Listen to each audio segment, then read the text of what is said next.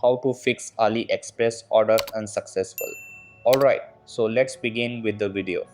For that, first of all, you want to go ahead and simply open up the Aliexpress application in your mobile device. So the first method is to go ahead and switch your accounts. For that, tap on the account section. Inside here, tap on the settings like icon beside your country flag, and inside settings scroll below, then tap on sign out. Once you sign out, sign in with a different account. You can also go ahead and delete your account if you are done with it for good. So after you're done, next method is to go ahead and tap on the search icon and then simply search for ships from US. When searching for products, use a filter or keyword to find item that ships from US. So orders from US warehouses tend to bypass these pesky issues, and that's it. So that's basically how you can fix AliExpress order unsuccessful.